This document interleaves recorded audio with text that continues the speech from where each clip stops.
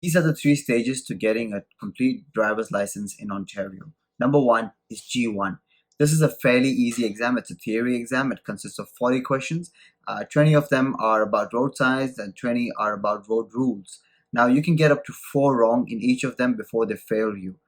And if you do end up failing, you can always pay money on the same day and give and re-give the exam. But I would recommend that you practice all the G1 questions before you take the exam. There are plenty of apps for that.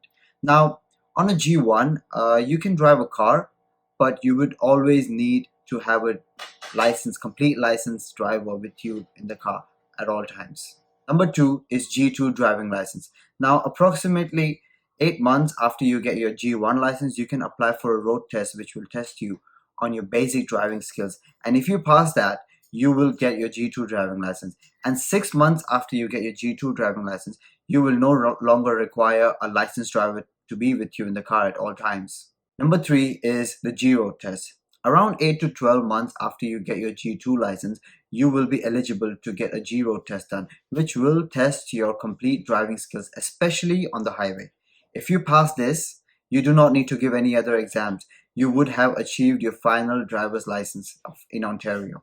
Now, if you have a driving experience in any other country, make sure you get the driver's license extract from your country with you, because you can skip your G2 road test and you can skip the waiting period of at least 1.5 to 2 years that you have to wait before you can get the G road test done.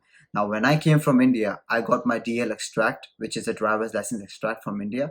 I gave the G1 exam, and a week later, I gave my G road test. I passed and I got my driver's license. Make sure that the driver's license extract is signed and stamped, and the stamp should be clear, because many applications have been rejected if the DL extract wasn't stamped or if the stamp wasn't showing clearly. Usually the G1 test can be given on the spot, but a G2 and a G road test need to be booked at least a month in advance, because most of the slots get booked really, really quickly. What many people do is that they hire a driving instructor and practice on the Canadian roads according to the Canadian laws. After that, they book their road test a little out of the city where the population isn't so much, which means the slots are easily available and they can get a booking in the next 7 to 10 days. Another good thing about these driving instructors is that they know all the routes that the examiner can take you on, and they will make you practice thoroughly on these routes before your exam so that you can drive more confidently during your actual road test. I hope all these tips were helpful. Make sure to hit the like button, share, and subscribe.